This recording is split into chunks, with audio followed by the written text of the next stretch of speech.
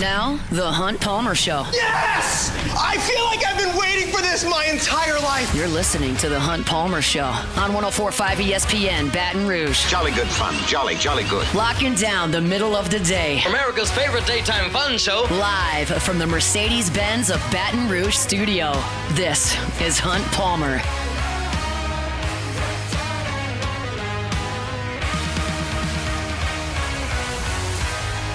Welcome in. Hunt Palmer coming to you from the Mercedes-Benz of Baton Rouge studio downtown in the capital city on this Wednesday.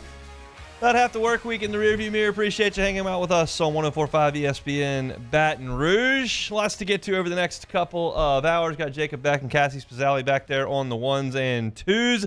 Number one in the country headed to the PMAC tonight. We'll talk about LSU and Auburn, 6 o'clock tip from just down the street. It's a What If Wednesday. We'll take your what ifs in the Bayou Ford chat as well as on Twitter. Mike McCarthy says he's out for the New Orleans Saints head coaching position and really any head coaching position in the NFL this season. Talk a little bit about that. Matthew Brune is along at 2 o'clock to talk some hoops with us. LSU baseball position series will continue. Day 2, we'll talk first base today.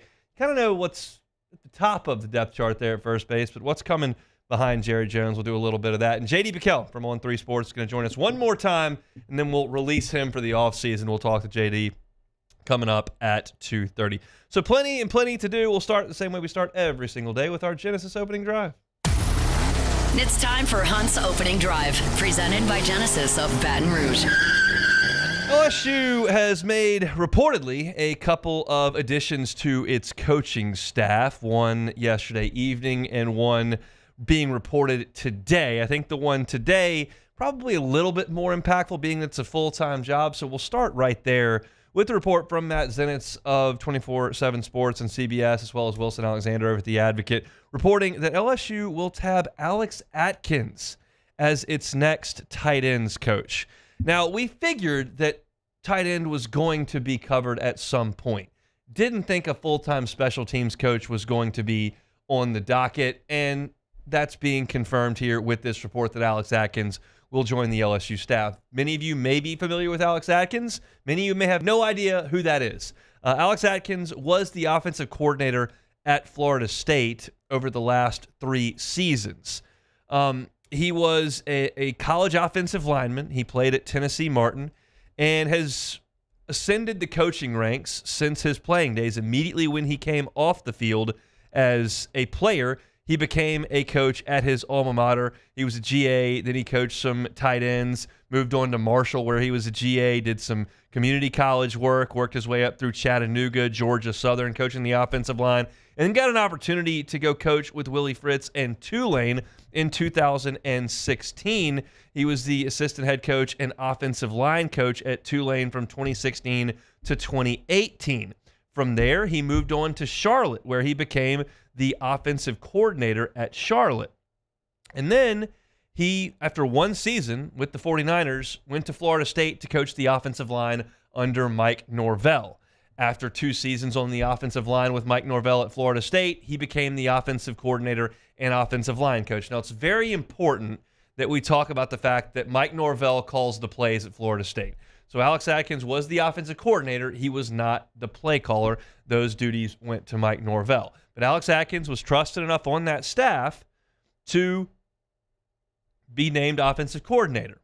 Now, we know in his first year, as Jordan Travis was the quarterback, LSU went to Orlando and played. Well, no, that was 2 years before that. So his first year, that was against New Orleans against LSU, and that was a good Florida State team, had a solid season. And then the following season with Atkins as the offensive coordinator, Florida State led the ACC in scoring. It was Jordan Travis and Keon Coleman and Johnny Wilson and all those guys. They, again, led the ACC in scoring, were unbeaten in the regular season, and then were left out of the college football playoff.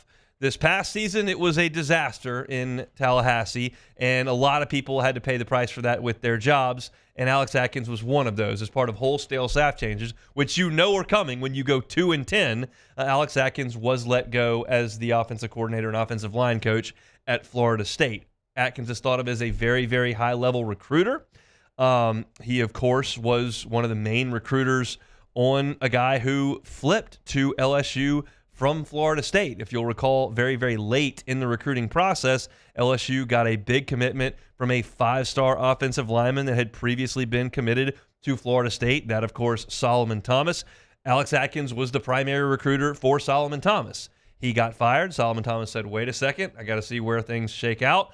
And he signs at LSU. And then I think probably coincidentally, 2 months later, you've got your answer, and Alex Atkins rejoins him at LSU. So he's going to coach the tight ends. It's something he did very early in his career. It's not not a position that he played, but you are adding a really good recruiter and a guy that a quality program over there at Florida State thought enough of to bring him in as their offensive coordinator. So I think this is a very, very high-level ad for LSU. I think it's a pretty big splash hire, I should say.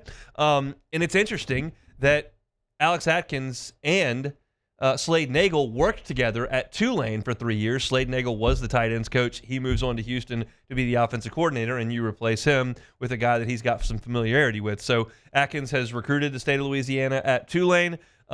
He's respected in college football circles, and he's a guy that LSU has targeted. And there's nothing official from LSU yet, but it sounds like things are moving in that direction as early as today, that LSU will add Alex Atkins as its tight ends coach. Another ad that was made yesterday in the evening was an analyst on the defensive side of the football, and that's Lance Guidry. Now, that name is probably familiar to a lot of you who are listening. Lance Guidry is a Louisiana native. He is from Welsh, Louisiana. He's 53 years old. He played football in the early 90s at McNeese State as a defensive back.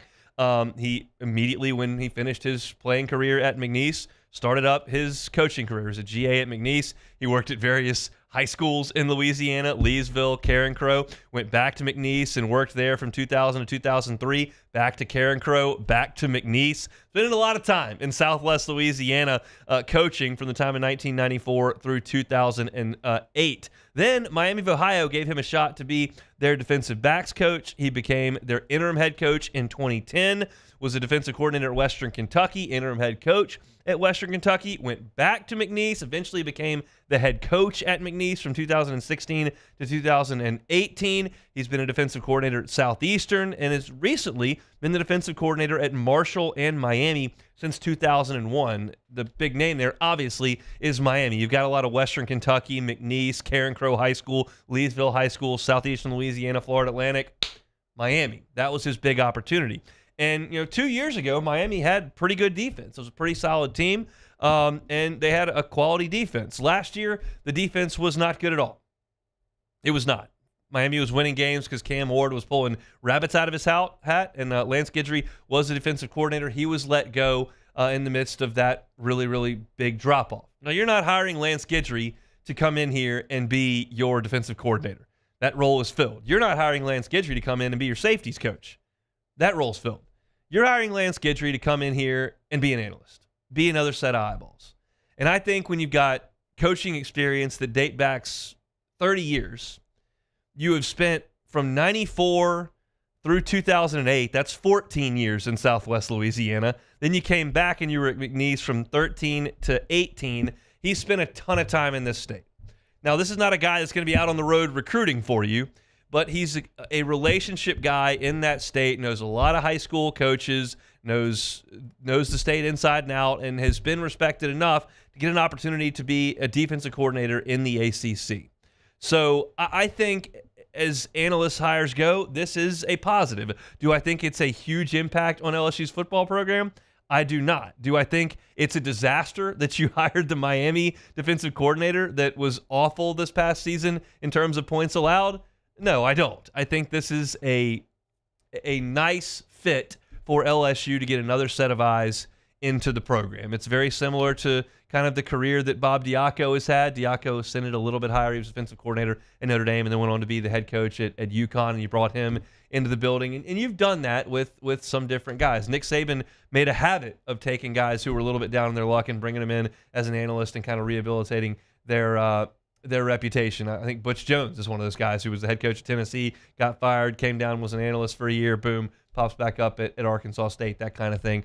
So no, not a big news story. I think a bigger name than a news story in this part of the world. But two guys that will come into LSU, Alex Atkins as the tight end coach, and then Lance Guidry as a defensive analyst. And you're starting to see the staff really take shape here at LSU. There is not a lot to be filled in. You have an unlimited amount of analysts, so if somebody comes open from an NFL roster or squad, or a new coach comes in, he kind of cleans house somewhere, and you want to pull somebody in to come watch tape and help you out with a different set of eyes, you can certainly do that. But LSU will have its position coaches filled.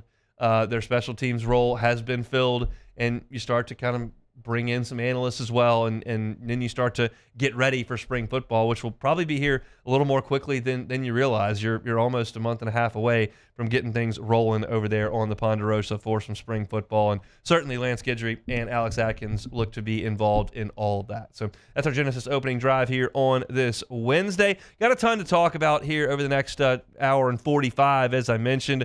Going to get to What If Wednesday here in 20 minutes. If you got a what if for us, fire away. We're going to talk about Mike McCarthy pulling his name out of the Saints job. What does that mean for New Orleans? JD PicKell at 2:30 plus will preview first base. So tons and tons to do. Stick with us here on the Hunt Palmer Show. The Hunt Palmer Show. Genesis of Baton Rouge, genesisofbatonrouge.com is the website. Genesisofbatonrouge.com is the website. Every car that is on the lot is online at genesisofbatonrouge.com. They got you covered on the sedans. They got you all the way up to the SUV. I just want you to try.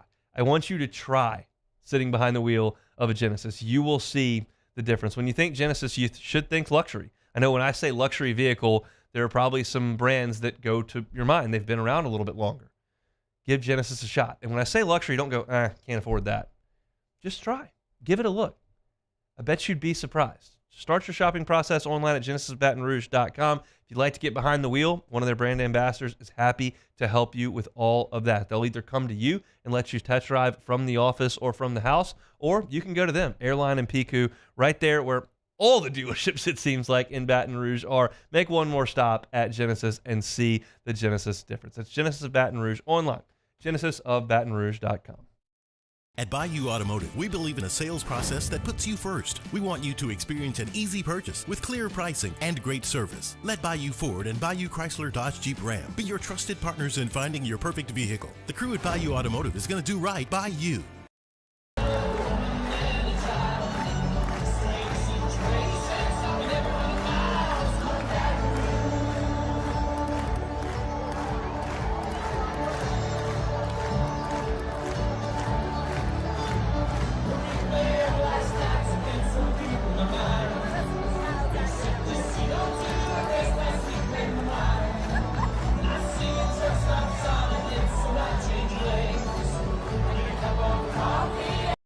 Looking for the ultimate game day experience? Come to the Queen Casino in Baton Rouge. Savor game day platters and snacks, plus drink specials at 1717 Kitchen and Cocktail. So come out for game day and let our team make you the MVP. The Queen Casino, where every moment is a win. Jerry and Benny Payne began Central Plumbing Company out of their driveway in Tanglewood subdivision. 50 years later and 4 generations down the road, we continue to serve Baton Rouge and the surrounding areas for all of their plumbing needs. Residential, commercial, industrial, or hospitality, Central Plumbing is here 24/7, 365. We want to thank our customers, family, and friends for 50 years of success. And looking forward to 50 more. Crime has serious consequences, but anyone can make a mistake. If you find yourself in trouble with the law, know that you have rights, and it's okay to demand them. The law offices of O.C. Brown are here to protect you and your rights. Felony or misdemeanor, DUI or drug charge. No matter what crime you're accused of, you still have rights. Let the law offices of O.C. Brown uphold them. Call 225-343-1111. Your law firm for a lifetime. Got chores that need some extra muscle, but a large piece of equipment is overkill? That's what John Deere compact utility tractors were made for. Powerful enough for the work you need to do. Compact enough for how you need to do it. Find the equipment that's right for you at Sunshine Quality Solutions. Check out our current promotions and learn more about what it means to be powered by sunshine at sunequip.com. At Ochsner, we know healing is a team sport. That's why we've partnered with world-renowned orthopedic surgeon Dr. James Andrews to create the Ochsner Andrews Orthopedics and Sports Medicine Institute. Whether you're a professional athlete or a weekend warrior, our team of specialists are dedicated to getting you back in the game. So whatever your reasons are for reaching your personal best, we've only got one: you. Ochsner. You're listening to The Hunt Palmer Show on 104.5 ESPN, Baton Rouge.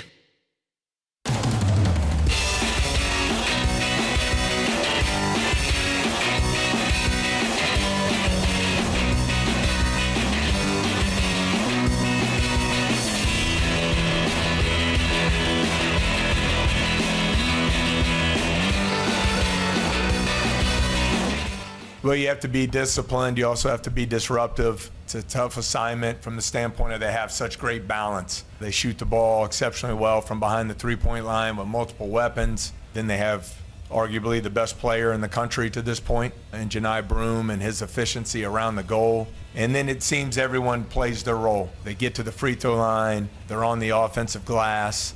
There's not just one thing you say you have to take away. So I think physicality, toughness, the ability to guard inside and out and defend their balance is certainly quite a challenge, but we'll have to be ready for all of those things. That's LSU head basketball coach Matt McMahon as he previews the Auburn Tigers, ranked number 1 in the country coming into the PMAC tonight. That's not something you see every day. Not something you see every year, the number 1 team in the country coming to Baton Rouge, but it is the case this evening for a 6 o'clock tip-off in the PMAC. As he mentioned there, Auburn's just really, really, really good. It's crazy because I can remember vividly Bruce Pearl taking a bad Auburn team over, and in his first year they weren't very good, and they kind of got hot in the SEC tournament. I think they won 2 or 3 games in the SEC tournament with a bad team. They were probably in a 12 or 14 team league. I don't even remember. I'm sure it was 14 at that point. They probably won 2-3 games in the SEC tournament. And they were probably the 12 seed or something. And now he's got them as a well-oiled machine. He's been to a Final Four and now has this team number 1 in the country. And they've been as consistent as anybody. We're talking about a team in Auburn that's 18-1. They're 6-0 in the league. They beat Houston in Houston. Houston's currently ranked 6th in the country. They beat Iowa State, North Carolina, and Memphis in Maui. Iowa State is currently number 3 in the country. Memphis currently number 19. They beat Purdue in Birmingham. Purdue is currently number 10. They beat Ohio State in Atlanta. I mean, these are high-level non-conference wins, 3 of them in the top 10 in non-conference play, and then their only loss is to number 2, currently, Duke, in Cameron Indoor. So that's a pretty salty resume to this point. If you look at them surface level on the metrics, their offensive efficiency is 2nd in the country. Their defensive efficiency is 22nd in the country. They're excellent at both. Offensively, elite stuff. 9th in the country in points per game, 9th in the league in shooting percentage, 9th in the league, 9th in the country in points per game, 9th in the country in shooting percentage, 4th in the country in assist to a turnover ratio, and 23rd in the country in offensive rebounding. So top 25 in all those stats, top 10 in most of them. Opposing shooting percentage on defense, 14th. Block percentage, they're 2nd in the nation. They force people into turnovers. They defensive rebound. They're just very, very, very good. I will say this. They have played close games, plural, with some of the lesser teams in the SEC. They only beat South Carolina by 3. South Carolina has not won a league game yet. Now, in that game, South Carolina only turned the ball over 9 times. They won the backboard 37-33. Like, they stayed in the fight by taking care of the ball and getting on the glass. Georgia's not very good. Auburn and Georgia played a 2-point game. And Georgia in that game was 9 of 20 on free throws. They missed 11 free throws and lost by 2 to the number 1 team in the country. Texas isn't great. 3-win league team. They scored 55.5 on Auburn and only lost by 5. So it's not like Auburn is just steamrolling everybody. Now, they've steamrolled some. They crushed Mississippi State. They crushed Missouri. Like, they can do that. But they've played some tight teams. I mean, I'm not even talking about Tennessee, who they played a 2-point game against over the weekend. I'm talking about South Carolina, Georgia, and Texas. So It's possible, but there's a reason LSU's 12.5-point dog in this game at home. Auburn is incredibly good at shooting the three ball. You heard Matt McMahon say that in the bite we just played to intro this segment. To put numbers to it, Tahad Pettiford, who, oh, by the way, I want to point this out too, as I mentioned Tahad Pettiford's name. He is a 5-star recruit, number 1 player in the country, top 10 player in the country, great recruit that they signed in this freshman class. Nobody else is of that ilk. This is a group that Bruce Pearl put together very, very deliberately and is not star-studded. You're talking about a team that has Janai Broome, who they got from Morehead State. You're talking about a team that has Chad Baker-Mazara, who's going to be a first-team All-SEC player. They got him at Northwest Florida State College. Denver Jones was at FIU and starts for him. Miles Kelly was at Georgia Tech, but he was an honorable mention ACC player. It's not like he was at Duke and he's going to be the 3rd pick in the draft. They have gone and found guys that fit what they want to do, and they do it as well as anybody in college basketball. Now, Chad Baker-Mazara, who I just mentioned to you, he shoots 38% from 3 and 93% from the free throw line. Tahad Pettiford, 42% from the 3. Miles Kelly, 43% from 3. Denver Jones, 40% from 3. That is 3 guys who constantly play in the backcourt for them, who outside of Pettiford start, that are shooting 40+% from 3, and that doesn't mention Chad Baker-Mazara, who is 38% from 3. And if it's not bad enough that they've got 4 guys who are lethal from behind the arc, Janai Broome plays on the post, and he could win not the SEC Player of the Year, National Player of the Year. That's the type of year he's having. Right now, Janai Broome is averaging 17.8 points per game and 10.9 rebounds, so 11 rebounds per game. And he's not doing it from the three-point line. He's not doing it a lot off the bounce. He's doing it because he's mean and strong and physical, and he finishes around the rim really, really, really well. It is a very, very difficult team to defend because they're technically sound and they're really good at shooting the ball. The one thing that I love about Bruce Pearl's teams when I watch them is not only that they play with a lot of spirit and a lot of energy because he demands that, but Bruce Pearl's Auburn teams, since he got there, run an offense that I ran in high school, that everyone who has ever played basketball at the collegiate level knows by heart. It's called flex.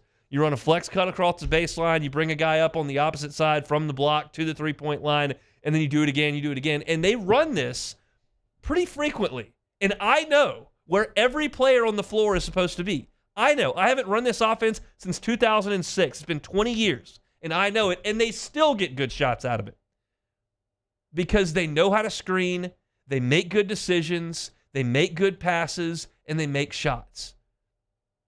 It's awesome if you can draw up a super creative play that runs you out the back for a lob and you back pick and you get one dunk out of a 40-minute game. That's cool. It looks great. But when you can do something that everybody understands and that a team is prepared very much for it, and they still don't stop it very well, that because you run it properly and you know what you're doing.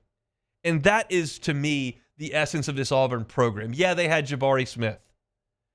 But more of his teams have looked like this one that are just some pretty talented guys with some length that play hard, make some shots. They're not going to have the Kentucky team that has the 3rd, 6th, and 15th pick in the draft when Calipari is there. But they just win a lot of games. And to me, that's the most important thing about Auburn. Now, as far as LSU goes in this game, there are some things they've got to do in this game, and one is take care of the ball. Auburn plays really good defense. I mentioned to you that they're 22nd in the country in defensive efficiency, but they don't turn teams over at some exorbitant rate. Like Vanderbilt and Missouri, who LSU got right out of the chute, turn teams over a lot. They turned teams over a lot in December and November. They turned LSU over a lot. They've continued to turn teams over a lot. That's part of what they do. Auburn doesn't really do that. They block a ton of shots and they sit down and guard, but they don't turn teams over a lot. That's been a bugaboo for LSU. If LSU turns it over 18 times tonight, you already know what's going to happen. But if they can do what a lot of teams, South Carolina, who I just mentioned included, and they can only turn it over 10 times or maybe 12 times with 2 shot clock violations, well, you can start talking about LSU potentially scoring some points in this game. The other thing is, I told you leading up to the Arkansas game, Arkansas at that point led the nation in block percentage. And I said LSU is going to have to sit back and make some threes because Jordan Sears at 5'10", and Cam Carter, as thin as he is, trying to drive in there and create a lot of shots at the rim against the best shot blocking team they've seen thus far doesn't sound like a great recipe. Well, shows what I know, because LSU drove it in there and drove it in there and drove it in there and drove it in there, and they shot 30 free throws. And they won the game by a bucket because they dominated the free throw line. I think they were 26 of 28 in the game. And to me, this feels the same. Like, you need to just attack. I know Auburn blocked some shots, and they're going to block some shots tonight. But the fact of the matter is that LSU is one of the best free throw shooting teams in the country and one of the worst three-point shooting teams in the Power 5. I laid out all those numbers for you yesterday. LSU is the 4th worst three-point shooting team in all the Power 5. Only 3 teams are worse. So why would you sit back there and try to depend on it? Get to the line. Jacob Beck, you can open your microphone. Cam Carter and Jordan Sears have shot 51 free throws in league games this year. How many do you think they've made out of 51? 47? 50. 50 out of 51. That's pretty good. And they're not making threes. So let's try to shoot some free throws. Well, and Matt McMahon, when somebody asked him about what they can do about combating the shooting woes, he mentioned that it's not going to be like we're not just going to become an elite three-point shooting team. Like, we're going to have to figure out other ways to get more points. And he mentioned getting to the free throw line more because we are the best shooting free throw percentage wise. We're the best shooting team in the SEC. Yeah, when your backcourt goes 50 of 51, you got a pretty decent chance to lead the league in free throws. And the other piece to this is you've got to go to the glass. You have to go to the glass. Auburn is elite in all those metrics I gave you. Offensive efficiency, points per game, shooting percentage, assist to turnover, offensive rebounds, defensive efficiency, opposing shooting percentage, block rate. They are in the top 23 in every one of those metrics I gave you. And being in the top 23 out of 350-something is way, way up there. And so the number I'm about to give you isn't terrible, but it's not the same elite metric that they always have across the board here. And it's defensive rebounding percentage. They're only 102nd. LSU's actually done a decent job on the offensive glass this year. They've got to do that again. And Corey Chest was a monster in that game in Tuscaloosa. And on Monday, Matt McMahon met with the media and had some quotes that I want to play for you here. And one of them was on Corey Chest and what he saw in that effort that we had not seen really in a month. Well, Corey certainly stands out, getting 18 in a game. And that's what we need from him. But I had really challenged him from an energy and a motor standpoint, and I thought he really stepped forward to the plate. He also blocked 3 shots. I thought he just flew around, was everywhere on the floor. He got to the rim, finished some plays, goes on the road and gets a double-double. Let's just call this what it is. This is not going to be a full PMAC tonight. It's not going to be a raucous environment. It'll probably be the least intimidating environment that Auburn plays in the entirety of SEC play. I'm just calling it like it is. It's a Wednesday night. It's at 6:00, and LSU is 1-6 in the league, 1-5. I don't even know, 1 and something. And there's a possibility that you catch Auburn sleeping a little bit. There's a chance. If Auburn comes out and plays their A- game tonight, LSU can't win. It's just, it is what it is. They're the number 1 team in the nation. Their only loss this year is at Duke. But if they're sleeping a little bit and LSU brings the punch and plays one of their best games, and of course Cam Carter's going to have to score 25 points, and you're going to have to get to the free throw line, and a lot's got to go right. But I'm trying to analyze the game. I could just come on and say, yeah, Auburn's number 1, LSU's going to get beat by 25, on to the next. But they fought and scrapped and clawed at Texas A&M, and they fought and they scrapped and they clawed in Tuscaloosa, and I expect they're going to fight and scrap and claw tonight. If Auburn plays a great game, see ya. If they don't, we'll see. They didn't against South Carolina, didn't against Georgia, LSU's going to hope for that. And hopefully they play one of their better games tonight. Again, 6 o'clock tonight in the PMAC. We'll talk to Matthew Brune about it in 30 minutes. It's a What If Wednesday. If you're in the Bayou Ford chat, fire them away. We'll get to those coming up next. The Hunt Palmer Show. At Bayou Automotive, we believe in a sales process that puts you first. We want you to experience an easy purchase with clear pricing and great service. Let Bayou Ford and Bayou Chrysler Dodge Jeep Ram be your trusted partners in finding your perfect vehicle. The crew at Bayou Automotive is going to do right by you.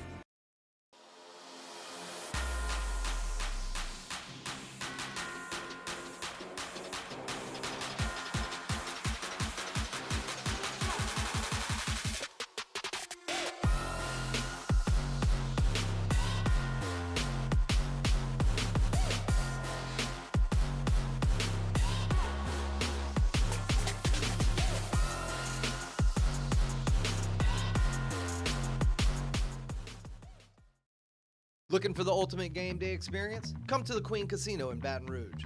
Wall-to-wall TVs mean you'll see every touchdown in HD. Place your bets and feel the thrill of every play with our DraftKings Sportsbook. The Queen Casino, where every moment is a win.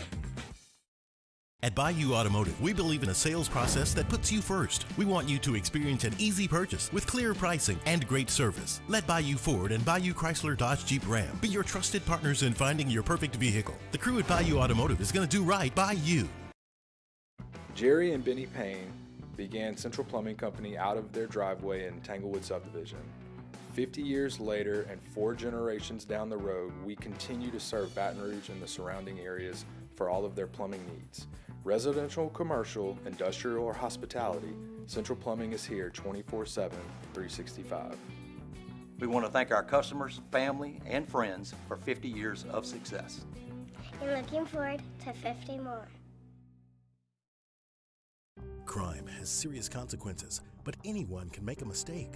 If you find yourself in trouble with the law, know that you have rights, and it's okay to demand them. The law offices of O.C. Brown are here to protect you and your rights. Felony or misdemeanor, DUI or drug charge. No matter what crime you're accused of, you still have rights. Let the law offices of O.C. Brown uphold them. Call 225-343-1111. Your law firm for a lifetime.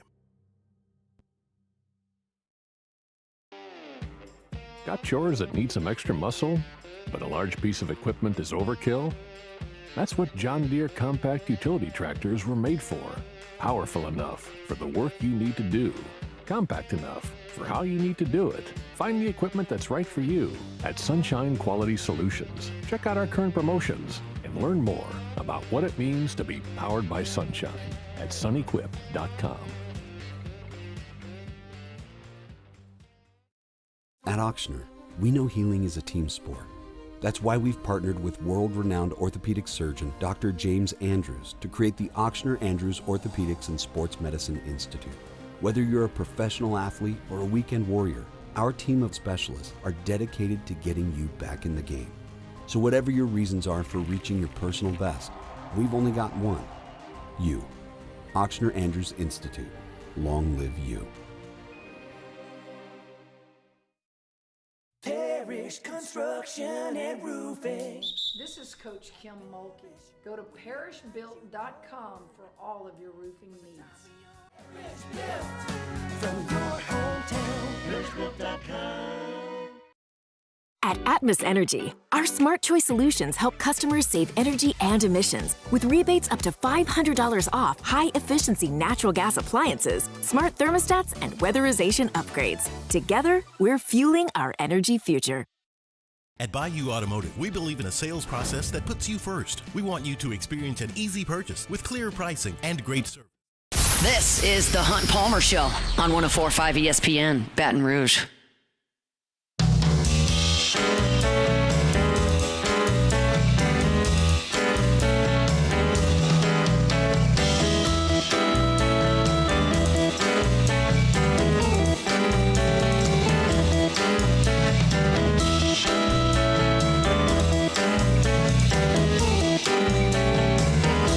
Going to have our guy JD PicKell along in an hour. It'll be his last appearance for a little bit as we let him ease into the offseason here. College football in the rearview mirror from a games perspective now. guess it's never truly in the rearview mirror. There's always something going on, hiring coaches, portal stuff, spring ball, whatever the case may be. And then rules and regulations seem to change constantly. So we'll get JD's thoughts on a number of college football topics in hour number 2. Matthew Brune will be along in 25 minutes to talk LSU hoops as well. So plenty to do. Right now, it's time for What If Wednesday. Time, space, reality. It's more than a linear path. Where a single choice can branch out into infinite realities. Follow me and ponder the question, what if? Alrighty, first one here. What if LSU beats Auburn tonight? If LSU beats Auburn tonight, that would be a really good week of basketball. It would be. They played really well for a long stretch of time in Tuscaloosa. That would take another 40 minutes of really good basketball tonight to beat Auburn. And that would, prove that you can play with just about anybody. You can go to Tuscaloosa and hang in there, and you can beat Auburn at home. You can play with just about anybody. I don't think it would reset the trajectory of the season or make them a bubble team at this point, but it would mean that they had played really well in 2 games after a week off with no game in the midweek last week when we were dealing with snowpocalypse. So I don't have any hot take about it other than to say that'd be really good if they could win tonight. All right, next one here. What if Kellen Moore says no? Look, I'm going to stand firm in my position that it's about the result as opposed to the process. We can all draw our conclusions. It's very easy to do, to say nobody wants a job. The Saints are the worst organization in the league, this and that. We don't know if any of these coaches are any good anyway. So I'm more concerned in the result than the process. If Kellen Moore says he doesn't want it, I think there are some guys that certainly. Mike Kafka told our team at LouisianaSports.net and OTB yesterday that he wanted the job. So somebody will eventually take it. And I don't know if Kellen Moore's a better coach than Mike Kafka or not. We'll just have to see how they shake out. All righty, next one. What if you could guarantee 1 win for LSU football next season? 1 win for LSU football next season. I got to go with Clemson. I mean, selfishly, you would hear me say at Bama or Texas A&M, and that makes more sense for the conference. But I feel like you were putting yourself so far behind the 8 ball by losing the opening game. And if you can go on the road and beat Clemson in the opener, team that's probably going to be favored to win the ACC, that would be a big statement. One, that means you're here, you mean business, and you've got a chance to be really relevant this year. And 2, avoids just getting off on such an awful foot that you're walking a high wire from Labor Day to Thanksgiving like you have the last 3 years. It's really hard to do. So I think I would probably unselfishly go with Clemson. Selfishly, I'd probably take one of the SEC teams I dislike more than Clemson. Yeah, it's hard to choose any other one besides Clemson. When you've lost the first game of your season, you've lost your season opener for 4 years in a row. You've got to get over that hump, and I would go with Clemson too. All right, next one. What if Super Bowl travelers asked you for 1 food recommendation for lunch and 1 for dinner? Interesting. For lunch, to me, I just have a hard time getting past a Parkway po' boy. Yeah. That's my favorite po' boy in the city. There are certainly others that I very, very much like. But Parkway, to me, you get the surf and turf with the shrimp and the roast beef and gravy. That is as good as it gets. I told this story, I think, before. I had a guy come down that was interning with another website in town that was from Minnesota, and he lived with me for the summer in 2013, I want to say. And that was the last thing we did. We went out to New Orleans, saw the French Quarter. We went out to Parkway and got a po' boy for lunch. I would go get a big po' boy if it's your first time in New Orleans. For dinner, I'm probably going to go a little pricier, a little more upscale if you're going to be in NOLA. And Parkway, that's just, it's an expensive sandwich, but it's a sandwich, no less. You can get that for $18 or something. I would go between Arno's and the Italian Barrel and Irene's. I'll land on Irene's. I'll go with Irene's. It's got some it's got seafood. They've also got Italian as well. It's white tablecloth. It's got great little ambiance there. It's in the quarter. wife and I did her birthday dinner there last year. So I'd go Parkway and Irene's. That's my 2 picks. Yeah, I saw on Twitter a few days ago, frequent Hunt Palmer Show collaborator Luke Johnson. He wrote up a list that was quite robust in all of the options. So I thought that was he had everything on there that I saw was quality stuff, which would you come to expect from a guy, Luke. So Luke knows his food. That's one of the great perks of being an NFL beat writer. Yes, is those Sunday games mean Saturday nights in all the great cities in America. So you can find some good food. All right, we got some in the chat here. First one that I see that I like is, what if Red Baron and Bud Light collaborated on combo packs? They'd have a customer. They would. I mean, that'd be a really cold beer to put in where the frozen pizza goes. You may have an issue there with where to store those. Maybe so, yeah. But that they'd have a customer for sure. Have you seen those adult Lunchables? No. They're on like I don't know if I've ever seen one in person, but I've certainly seen them on like Instagram. It's like adult Lunchable, and it's like a ribeye and a baked potato and like a 16-ounce beer. It's all like put into one thing in saran wrap. I actually have seen that at Rouse's. I don't know if have you? Yeah, I saw it at Rouse's before. Rouse's. They had it was in the meat. It was in adult their Lunchable. They had like it was a container with a Bud Light and a steak and I think a potato in it, like it's wrapped up. Adult Lunchable. There you go. Rouse's. Shout out to Rouse's. Don't know that I've ever seen there. All right, next one here. What if Mickey Loomis? Okay, that one's stupid. What if the Jazz never left New Orleans? I think it'd be the same as the Pelicans. It's a small market. Basketball's not rooted in it. Yeah, no, I think it would just be the culture, I think, of the team would just be maybe a little bit better. Yeah, it'd be more like sentimental to New Orleans than a brand new franchise that unveiled brand new uniforms, and they'd have the green, gold, and the colors would look better. But they still, I don't think, would be a very good franchise because it's just not a desirable place to play. It's not in a place that's basketball centric. Yeah. It's a small market. They don't fill the arena. It's just is what it is. All right, next one here. What if LSU football loses 4 games in a row next season? They could do it. If you look at the schedule, it's possible. Sure. In the SEC, anything, especially Nussmeier, does something, knock on wood. But yeah, that's very possible. That'd be a disaster. I mean, losing 4 games in a row next year, maybe a total of 5 if you're what-ifing your way to that, that would be a disaster. You would put the resources in to be a 10-2 playoff team next year. If you lose 4 in a row, you've got real problems. All right, one more here. Let's just suspend some. This is a true what-if in what-if fashion. Okay. What if the New Orleans Saints hired Nick Saban as their next head coach? I don't think that would be a very good hire.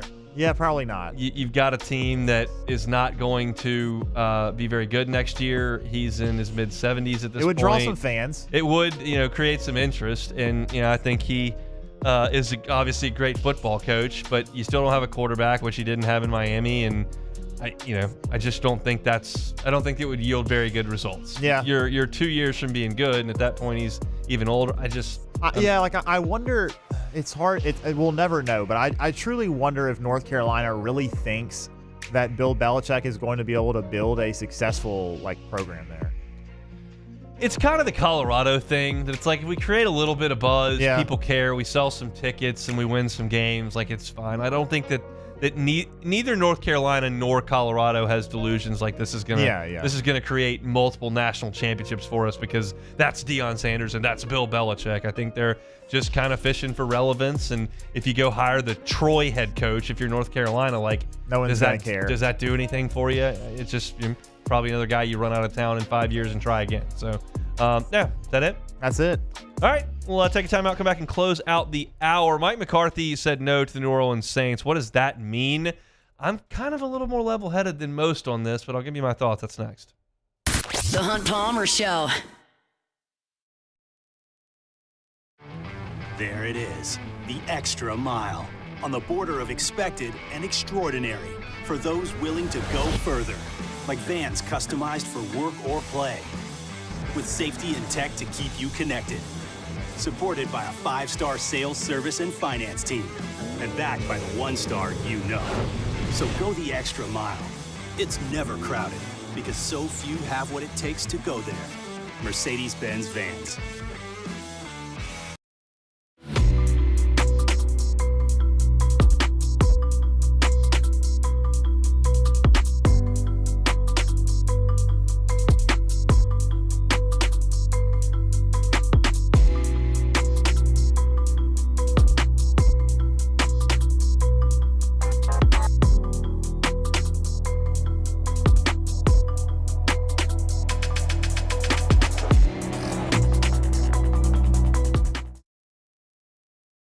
Jerry and Benny Payne began Central Plumbing Company out of their driveway in Tanglewood subdivision.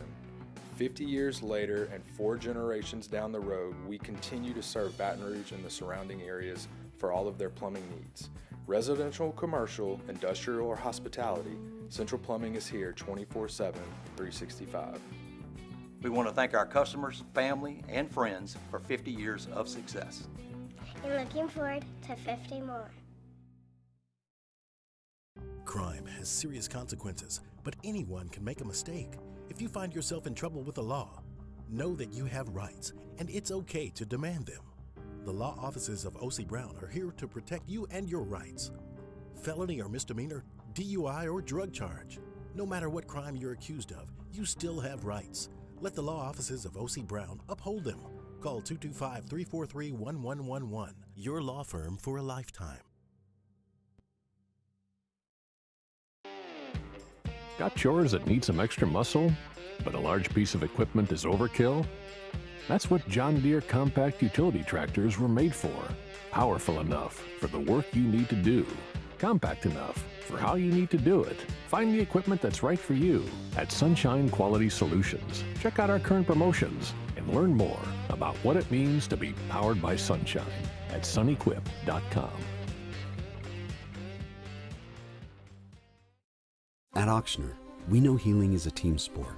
That's why we've partnered with world-renowned orthopedic surgeon Dr. James Andrews to create the Auctioner Andrews Orthopedics and Sports Medicine Institute. Whether you're a professional athlete or a weekend warrior, our team of specialists are dedicated to getting you back in the game. So whatever your reasons are for reaching your personal best, we've only got one: you. You're listening to The Hunt Palmer Show on 104.5 ESPN, Baton Rouge.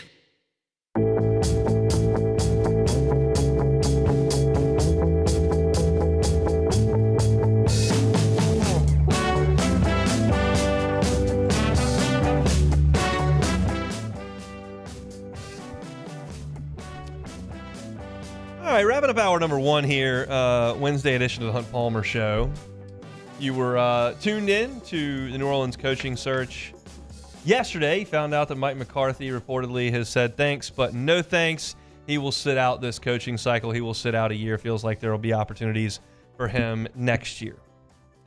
And the resounding chorus I'm hearing from most with this New Orleans Saints coaching search is, this is the worst spot in the NFL. They can't hire anybody. They're at the bottom of the barrel. It's the worst situation in the sport. There's no way anybody can rescue it. No one's even taking the job. Loomis is a disaster. This is the worst this franchise has ever been. Like, that's kind of the resounding chorus. The Saints are a laughingstock. And look, that all may be true. It may be true. I was listening to OTB this morning. Hester said he talked to somebody that works in the NFL for a team, and they said that this is the worst job in the NFL in the last 10 years. Okay. I can't disprove that. What I also want to point out is that the folks that have said no to this job are Ben Johnson, who's never been the head coach of a football game in the NFL in his life, Aaron Glenn, who's never been a head coach in his life, Joe Brady, who's never been a head coach in his life, and Mike McCarthy, who everybody told me, well, the guy's reached his ceiling. He can't win playoff games, can't beat the good teams, beats up on the bottom feeders. He's past his prime. He needs Aaron Rodgers to win a Super Bowl. And so, like, I'm sitting here going, okay, like, we can't have it both ways. You can't tell me that, like, well, Aaron Glenn comes from the Dennis Allen tree, and his defense got carved up, and you got to turn over a new leaf, and Joe Brady's too young, it's never done it, and Ben Johnson's not even going to give us a look, and McCarthy's over the hill, and we don't want Rizzy because he's the special teams coach, and then say, well, they're terrible. See, none of these guys will take the job. My thing on this is, like, we all knew that the Saints' job had its issues. None of this is new information. We know the salary cap. We know the quarterback. We know the roster and the age and the talent level and the no Pro Bowlers. We know all of that. But most of the time, when you're a head coach, you're taking over a pretty dicey proposition. Jaden Daniels doesn't fall in your lap very often, Dan Quinn. That's just not the way most of these work. So whoever it was that was going to take over this job, and whoever it is that will eventually take over this job, like, we know that there is a lot of work to do. What needs to be established, the Saints understand they've got to shed salary cap. They've got to let some of these older players age off the roster. They got to quit restructuring contracts. And there are roadmaps that have shown us that you can get this done. Houston has gotten it done. They went from a disaster who was turning over coach after coach after coach to a relevant team in the AFC. Are they one of the best teams in the AFC? It's a pretty tall mountain to climb with the Chiefs and the Bills hanging out over there and the Ravens right there, and you kind of know how that story goes. But they drafted Nico Collins, and they drafted Derek Stingley, and they drafted Will Anderson, and they drafted C.J. Stroud, and they did some smart things to immediately enhance that draft, that roster, and they turned it over in a couple of years. And that's what you're asking the Saints to do. If you told me that Jim Harbaugh was available in this cycle, I would think differently. If you told me that Andy Reid, as of pre-Chiefs from the Eagles, who had been to the NFC Championship game 4 times, if he was available, okay. This coaching cycle has been a bunch of guys who have never done it and Pete Carroll. So who's to say the guy that the Saints get is no better than Liam Cohen or no better than Aaron Glenn? Who's to say he's not better than Pete Carroll right now? I don't know. I don't feel like I'm 100% sure. The Saints are just striking out left and right. That's all I'm saying. Let me see what the result is. Let me see what that vision looks like. As long as the Saints are willing to shift gears and you understand the expectation level is not through the roof in 2025, you have to then realize, okay, you just got to take things slow. And maybe the coach that takes this job gets a chance to grow up a little bit and gain some experience on the job. It's not like the free agency market where you know what you're missing out on. If there's an all-pro guard on the market that won't give you a visit, you know you've missed the boat on that guy. He's an all-pro. All these coaches were laughing at the Saints over missing out on. There are mixed reviews on them. I have talked negatively about the Saints and the state of the organization for a year and a half. Y'all know that. It hasn't been overly popular. It has been popular. It hasn't been overly complicated. The Saints are in a bad spot. They're still in a bad spot. But I'm going to let this process play out and see who they land on. I don't know if Kellen Moore is any better than Ben Johnson or Liam Cohen. They kind of have the same profile. But nobody thought that Dan Campbell was a home run when he was hired. I've got my doubts about whether anybody thought that John Harbaugh was just going to be an absolute slam dunk. Mike Tomlin would have been a coordinator for 10 minutes when he got hired. So the fact of the matter is that there are lots of different ways these things generally shake out. Some of the really clean processes end up in disaster. Some of the real clunky ones find gold. Most of them are unsuccessful. And if you ask me to bet what the result of this Saints coaching search is going to be, I would say probably unsuccessful. They'll probably be in the market for a new coach in the next 4 years, like most teams are, like they were when they hired Dennis Allen. But I'm just not at the point where I'm going to go nuts over the Saints swinging and missing on Joe Brady. I'm not. I'm not going to go nuts because Mike McCarthy wants complete control. Let's just see how it plays out. The Saints are a ways away from being good. Maybe you get somebody in that can learn on the job and grow up while you're overhauling the roster. And what's very obvious to me, I think it's far more important how they handle the roster composition over the next 24 months than it is who this coach is right here. That's my opinion.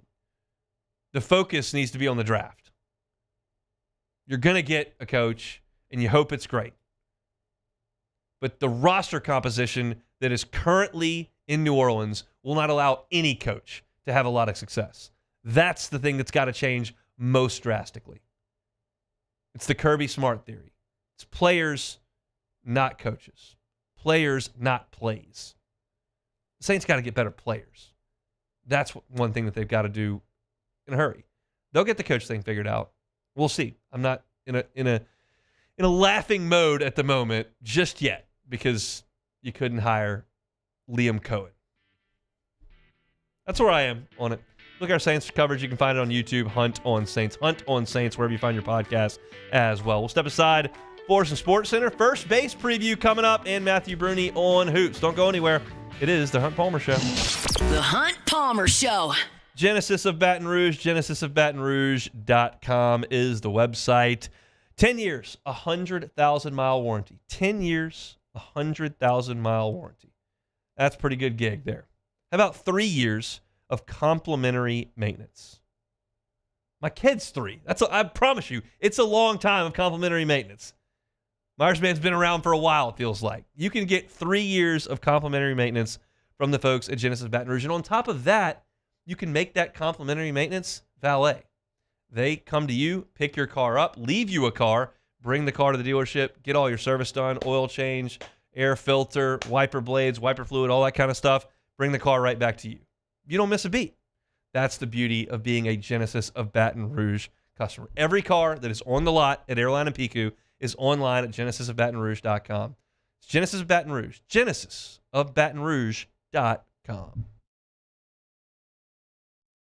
At Bayou Automotive, we believe in a sales process that puts you first. We want you to experience an easy purchase with clear pricing and great service. Let Bayou Ford and Bayou Chrysler Dodge Jeep Ram be your trusted partners in finding your perfect vehicle. The crew at Bayou Automotive is going to do right by you. The Windsor Senior Living Community in Mandeville, Louisiana is a beautiful, vibrant apartment community geared toward seniors. They are nestled right in the heart of Mandeville, where seniors live a more carefree lifestyle in spacious apartments with the peace of mind that comes from having a little extra help. Call the Windsor at 985-624-8040 to schedule a lunch and tour. Come see how the Windsor can be your passport to peace of mind. Jerry and Benny Payne began Central Plumbing Company out of their driveway in Tanglewood Subdivision. 50 years later and 4 generations down the road, we continue to serve Baton Rouge and the surrounding areas for all of their plumbing needs. Residential, commercial, industrial, or hospitality, Central Plumbing is here 24/7, 365. We want to thank our customers, family, and friends for 50 years of success. And looking forward to 50 more. Crime has serious consequences, but anyone can make a mistake. If you find yourself in trouble with the law, know that you have rights, and it's okay to demand them. The law offices of O.C. Brown are here to protect you and your rights. Felony or misdemeanor, DUI or drug charge. No matter what crime you're accused of, you still have rights. Let the law offices of O.C. Brown uphold them. Call 225-343-1111. Your law firm for a lifetime. Got chores that need some extra muscle, but a large piece of equipment is overkill? That's what John Deere compact utility tractors were made for. Powerful enough for the work you need to do. Compact enough for how you need to do it. Find the equipment that's right for you at Sunshine Quality Solutions. Check out our current promotions and learn more about what it means to be powered by sunshine at sunequip.com. At Auctioner, we know healing is a team sport. That's why we've partnered with world-renowned orthopedic surgeon Dr. James Andrews to create the Auctioner Andrews Orthopedics and Sports Medicine Institute. Whether you're a professional athlete or a weekend warrior, our team of specialists are dedicated to getting you back in the game. So whatever your reasons are for reaching your personal best, we've only got one: you. Auctioner Andrews Institute. Long live you. Looking for the ultimate game day experience? Come to the Queen Casino in Baton Rouge. Savor game day platters and snacks, plus drink specials at 1717 Kitchen and Cocktail. So come out for game day and let our team make you the MVP. The Queen Casino, where every moment is a win. When you can't rely on technology, you can rely on Mountain Cold Refreshment. Dave's back on. Coors Light. Choose chill. When it comes to choosing energy for your family and your home, make the smart choice. The next 3 games with an abdominal muscle strain. ESPN NBA analyst Chiney Agwumake. Without AD, this is going to be a huge evaluation moment to see who else can step up. And if they don't get those answers, as a guy, AD, who provides the only player in the NBA to average 25 and 2 blocks, he's great on both ends.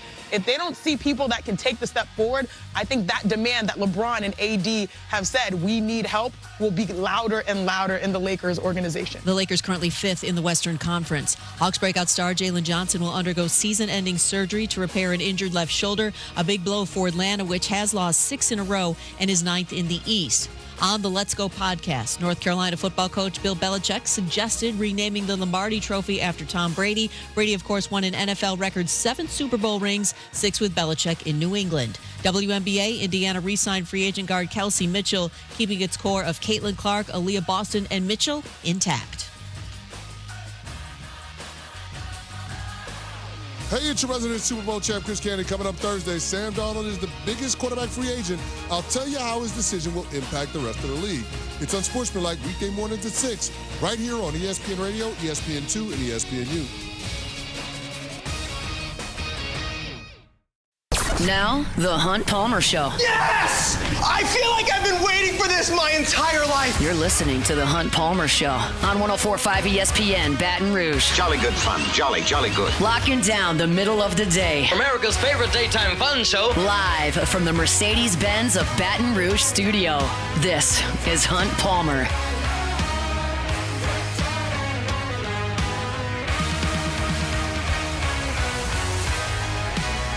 Hour 2, Wednesday edition of the Hunt Palmer Show. Officially half the work week in the rear view mirror, working towards the weekend, and fired up. You're spending time with us here on 104.5 ESPN Baton Rouge. Want to hear about first base on this LSU baseball team in 2025? I will do that coming up in the next segment. JD PicKell, host of the Hard Count with On 3. Talk some college football with us 30 minutes from right now. Speaking of On 3, gang over at the Bengal Tiger does a bang-up job with all things LSU sports and recruiting. Matthew Brune, part of the team over there, and he's with us every Wednesday talking hoops. Joins us now from Jim's Firearms Hotline. Matthew, how are you?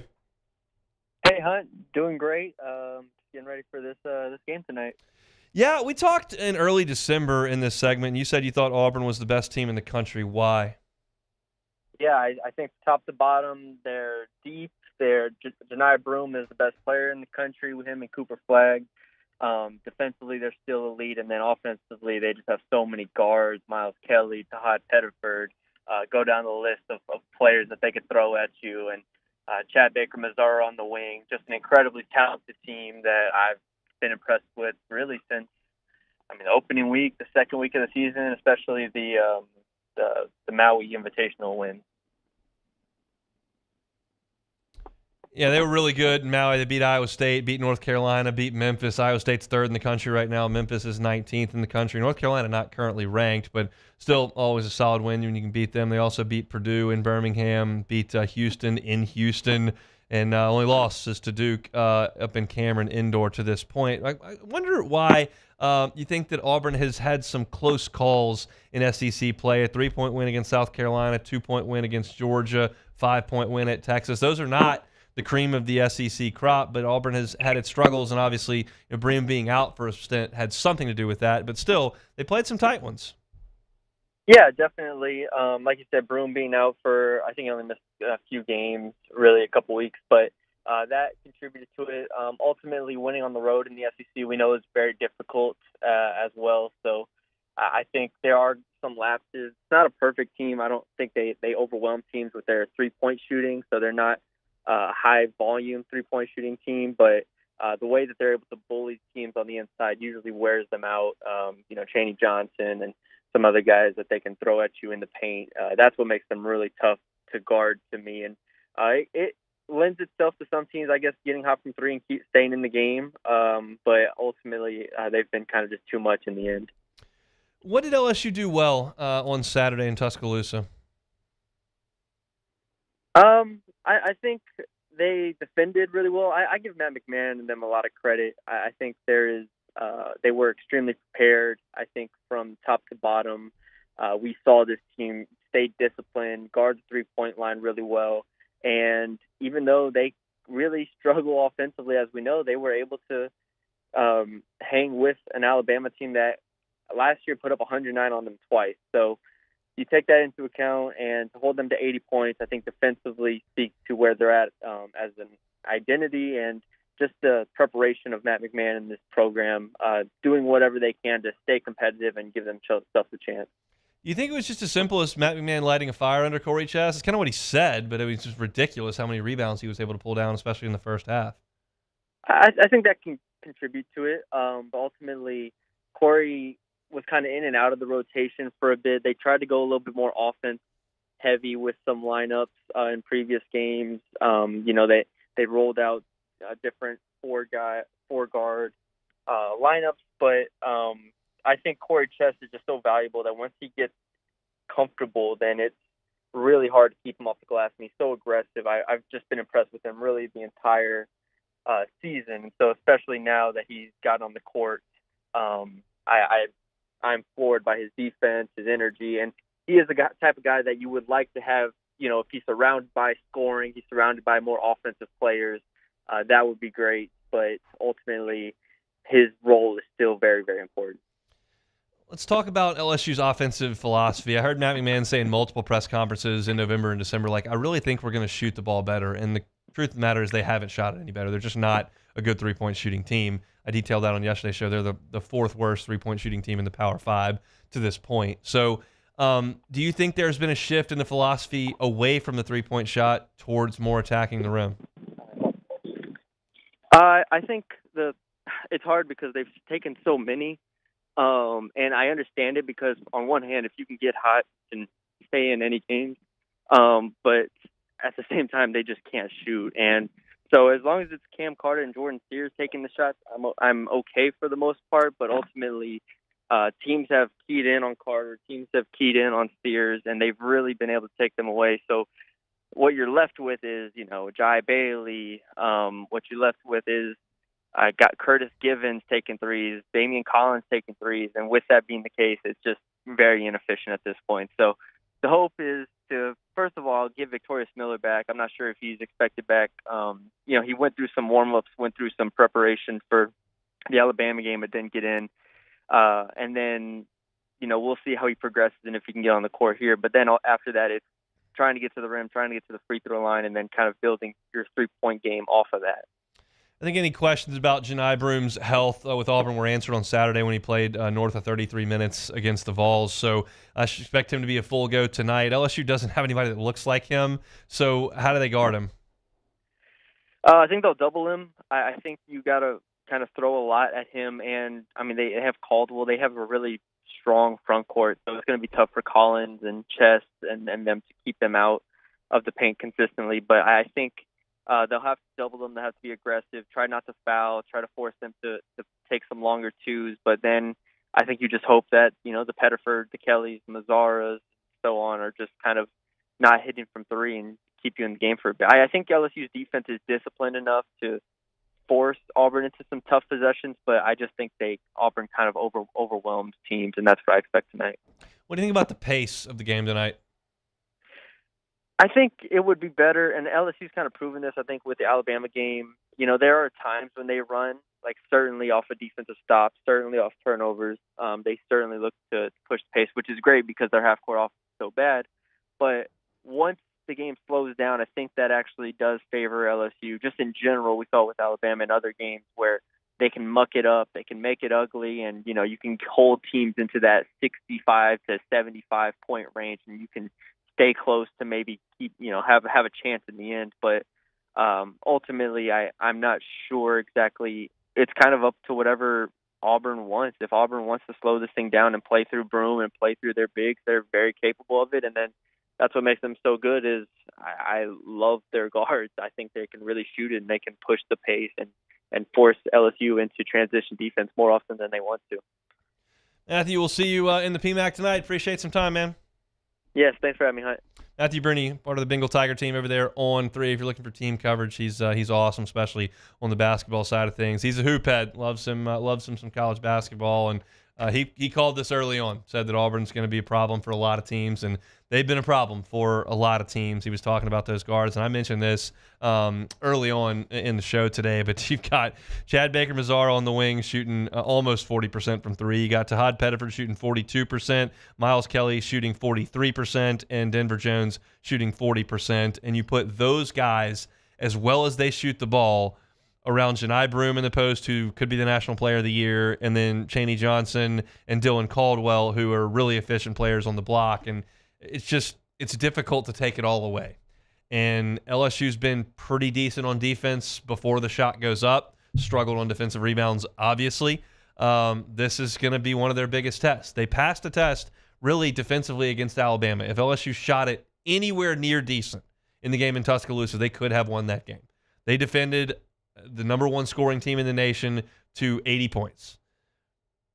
But their offense didn't keep up. And that's the second edge of this sword, is even if LSU can slow them down and keep Auburn around 70, 75 points, can LSU's offense keep up? And that's where you get some math problems, because LSU just hasn't been good enough on offense to keep up with a really good team, especially when they're good on defense, which Auburn is top 25 in the country in defensive efficiency. So it's a tall assignment. There's a reason number one in the country is sitting there right next to Auburn's name, and will be tonight when they get to the PMAC. 6 o'clock tip, so should be some reasonable traffic getting in there. I don't expect a raucous sellout crowd, but I think that it'll be a decent environment in there tonight, and we'll see what LSU can do against the number one team in the land. We appreciate Matthew giving us a little bit of time here on this Wednesday. All right, when we come back, I've got a series going on LouisianaSports.net previewing every position on the baseball diamond. We did catcher yesterday. Let's move on to first base today. That's next. The Hunt Palmer Show. One Bath and Closets. OneBathAndClosets.com is the website. David Duvall and his team, 30 years redesigning and remodeling bathrooms and closets. Go to the website. There's a lot of resources for you right there at OneBathAndClosets.com. You can get a free consultation. Start the process today. Get David Duvall and his team involved. Doesn't cost you anything to have the conversation. You can also see some reviews from their satisfied customers. You can see the pictures of their fantastic work, bathrooms and closets. And what you'll notice when you look at those pictures of the work from One Bath and Closets is the high quality. You'll notice how good it looks. You know it's going to be functional. You know it's going to be customized to your specs. That's part of the process with David Duvall and his team, but it's also going to look awesome. That's the other part of the equation with One Bath and Closets. Start that process with a free consultation at the website One Bath and Closets today. If you're concerned about pricing, David will help you out with that with some financing options, 0% up to 18 months if you qualify. It's all right there at OneBathAndClosets.com, OneBathAndClosets.com. There it is, the extra mile, on the border of expected and extraordinary for those willing to go further, like vans customized for work or play, with safety and tech to keep you connected. Supported by a 5-star sales, service, and finance team. And backed by the 1-star you know. So go the extra mile. It's never crowded, because so few have what it takes to go there. Mercedes-Benz Vans.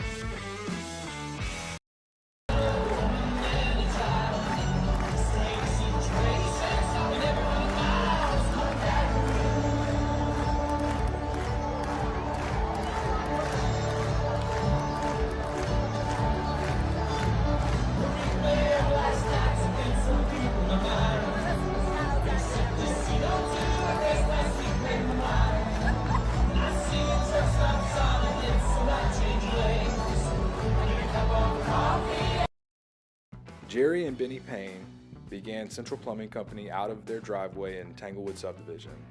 50 years later and 4 generations down the road, we continue to serve Baton Rouge and the surrounding areas for all of their plumbing needs. Residential, commercial, industrial, or hospitality, Central Plumbing is here 24/7, 365. We want to thank our customers, family, and friends for 50 years of success. And looking forward to 50 more. Crime has serious consequences, but anyone can make a mistake. If you find yourself in trouble with the law, know that you have rights, and it's okay to demand them. The law offices of O.C. Brown are here to protect you and your rights. Felony or misdemeanor, DUI or drug charge. No matter what crime you're accused of, you still have rights. Let the law offices of O.C. Brown uphold them. Call 225-343-1111 your law firm for a lifetime. Got chores that need some extra muscle, but a large piece of equipment is overkill? That's what John Deere compact utility tractors were made for. Powerful enough for the work you need to do. Compact enough for how you need to do it. Find the equipment that's right for you at Sunshine Quality Solutions. Check out our current promotions and learn more about what it means to be powered by sunshine at sunequip.com. At Auctioner, we know healing is a team sport. That's why we've partnered with world-renowned orthopedic surgeon Dr. James Andrews to create the Auctioner Andrews Orthopedics and Sports Medicine Institute. Whether you're a professional athlete or a weekend warrior, our team of specialists are dedicated to getting you back in the game. So whatever your reasons are for reaching your personal best, we've only got one. You. Auctioner Andrews. This is the Hunt Palmer Show on 104.5 ESPN, Baton Rouge.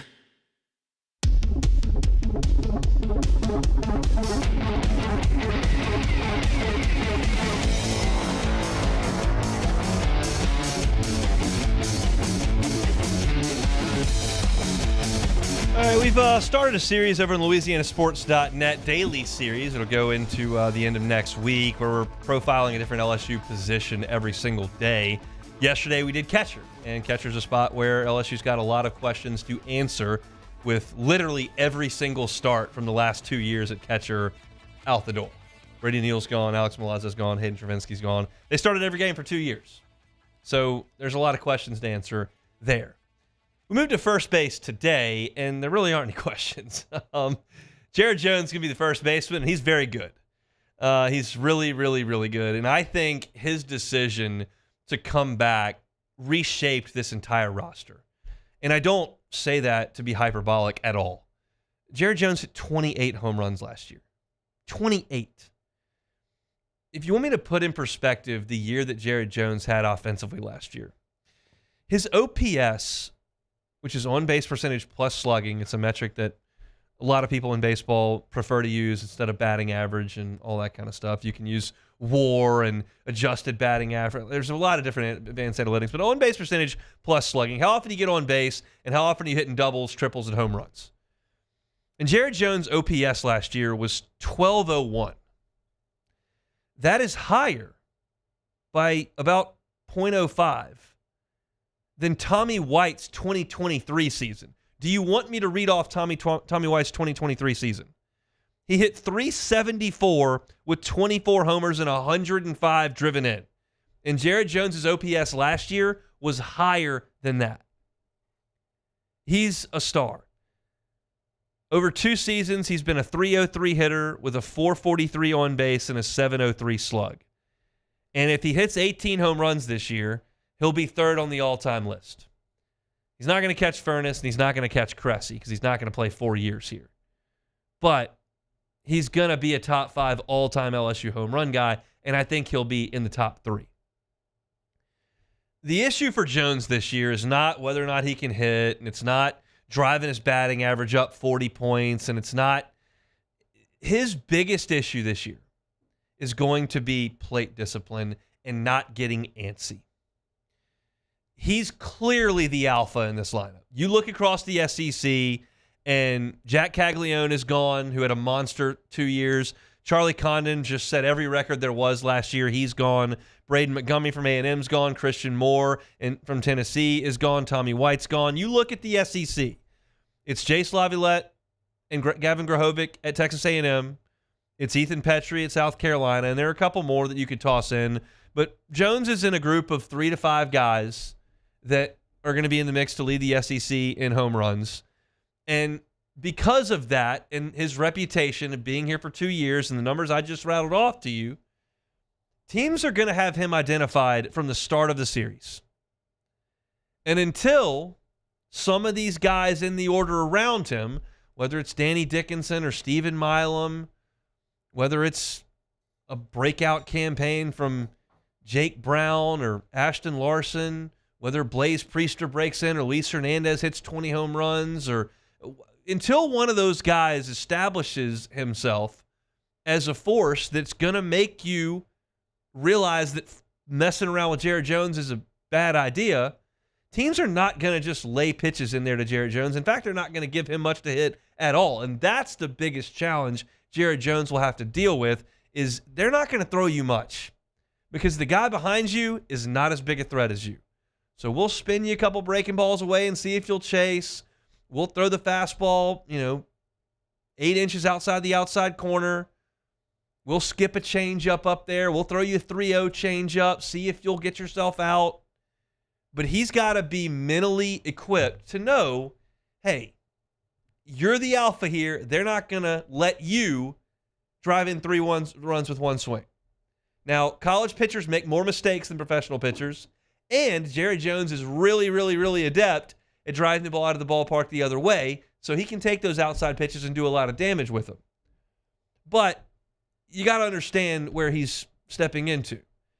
He did a better job last year in terms of strikeout rate. It went down from 37% as a freshman to 32% as a sophomore.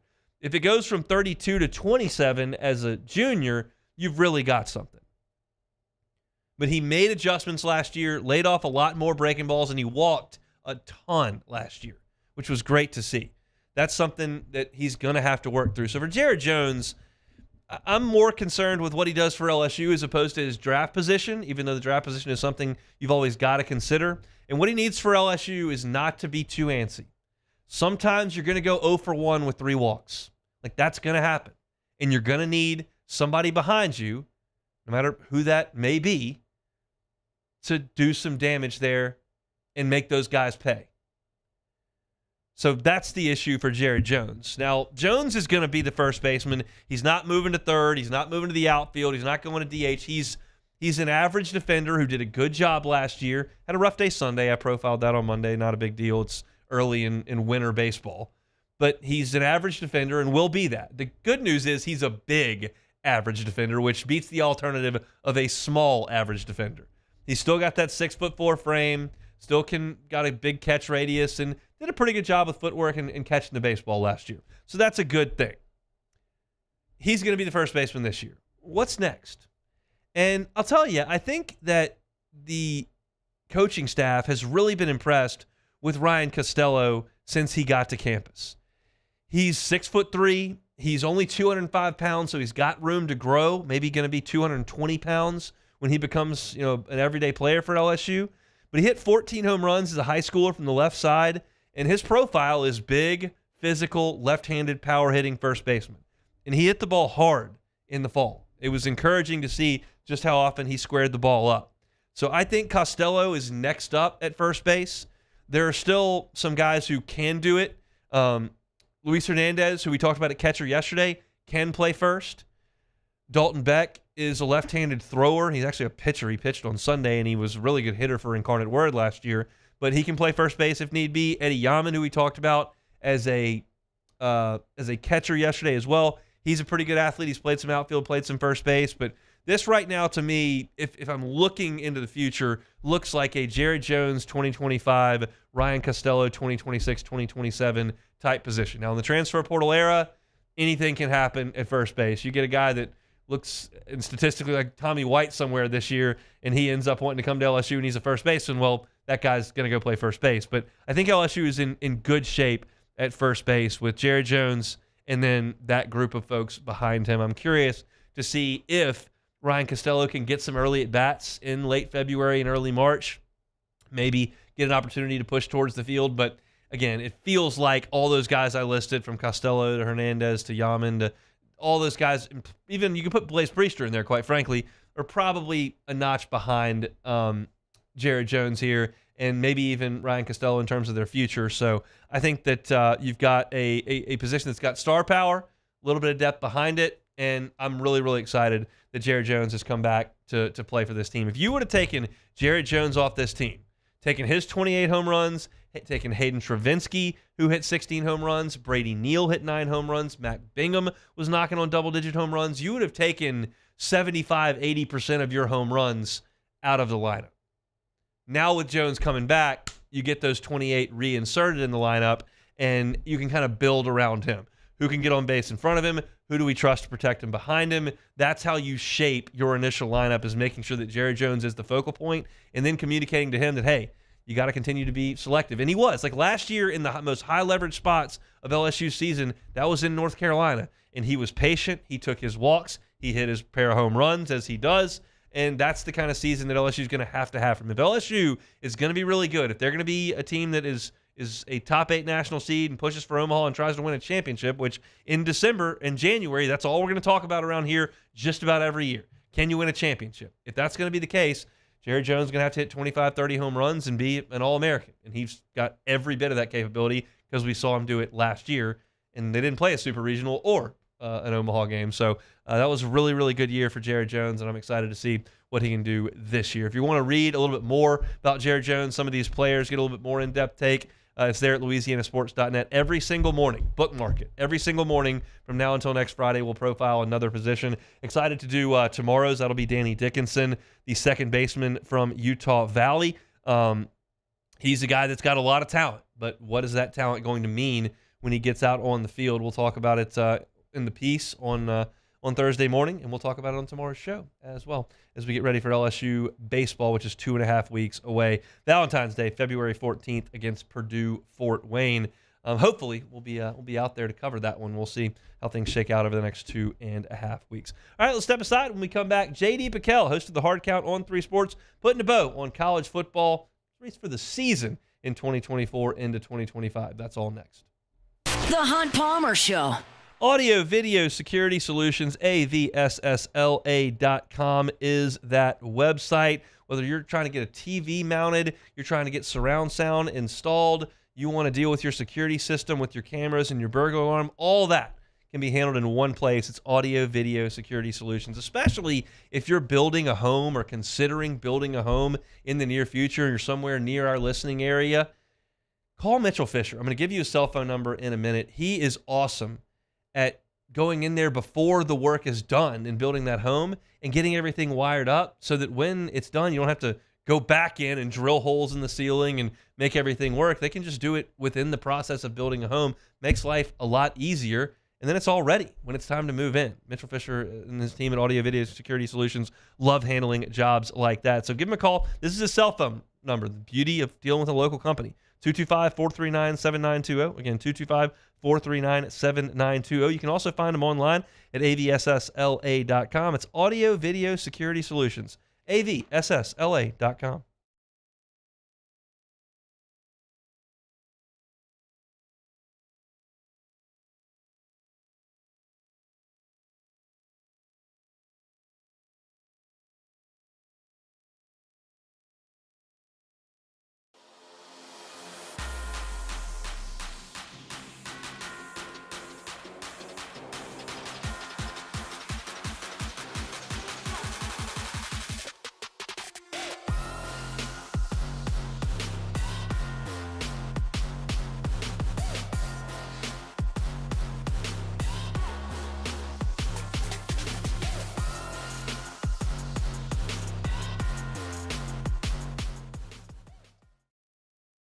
Jerry and Benny Payne began Central Plumbing Company out of their driveway in Tanglewood subdivision.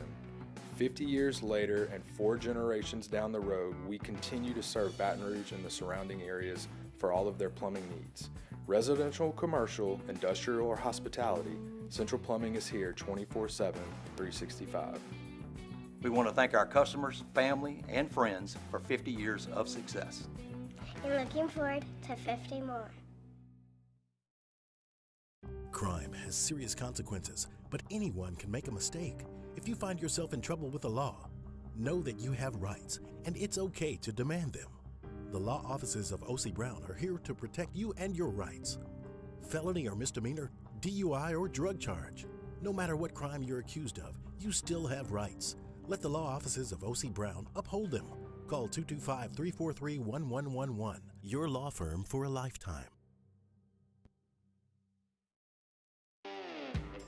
Got chores that need some extra muscle, but a large piece of equipment is overkill? That's what John Deere compact utility tractors were made for. Powerful enough for the work you need to do. Compact enough for how you need to do it. Find the equipment that's right for you at Sunshine Quality Solutions. Check out our current promotions and learn more about what it means to be powered by sunshine at sunequip.com. At Auctioner, we know healing is a team sport. That's why we've partnered with world-renowned orthopedic surgeon Dr. James Andrews to create the Auctioner Andrews Orthopedics and Sports Medicine Institute. Whether you're a professional athlete or a weekend warrior, our team of specialists are dedicated to getting you back in the game. So whatever your reasons are for reaching your personal best, we've only got one: you. Auctioner Andrews Institute. Long live you. Looking for the ultimate game day experience? Come to the Queen Casino in Baton Rouge. Wall-to-wall TVs mean you'll see every touchdown in HD. Place your bets and feel the thrill. This is the Hunt Palmer Show on 104.5 ESPN, Baton Rouge.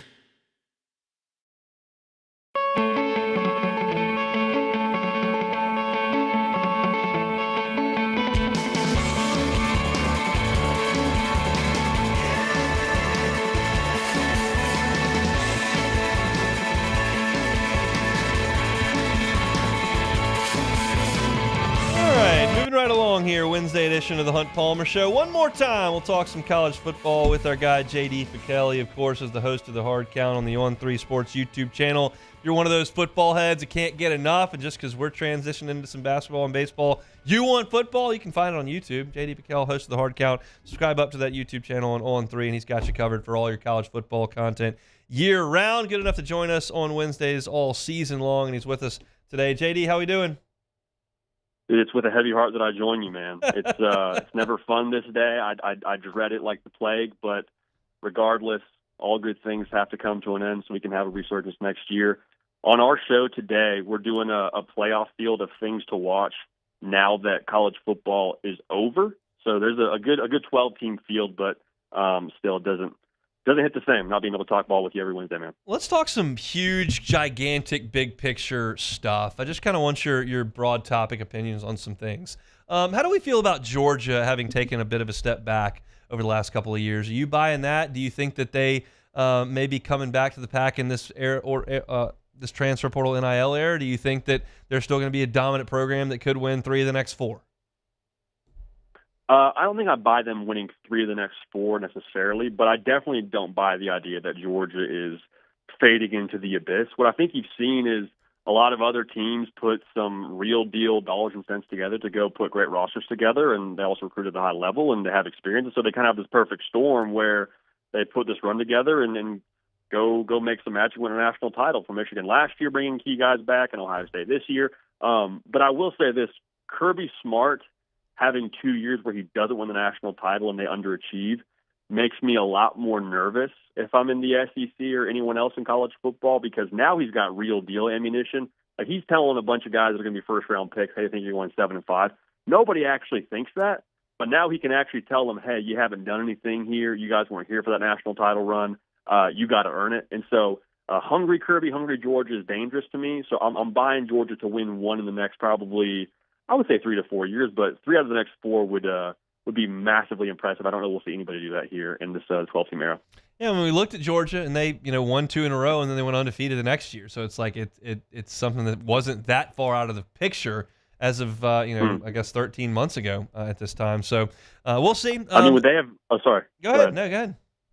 Well, I was going to say, would they not have been? I can't prove this, and Michigan will get upset with me saying this, but hypothetically, which is a dirty word in college football media right now, hypothetically, if you were to throw Georgia during their 2023 run into a 12-team playoff, would they have been the most talented team? Yes. Or up there with the Michigan? Would they have been the team that maybe goes on a run and has a similar story to Ohio State where it doesn't work the first few months of the season, but they click and win the national? I don't know. I think it's plausible. I think Michigan trying to line up and run it right at Georgia would have been a bit of an issue. So I think it would have been fascinating to see. But look, they were close. They just didn't get over the hump against Alabama. Obviously, we know how that went. Who you buying stock in for the next 3 football seasons in college football? Ole Miss or Penn State? Ooh, I'm glad you asked.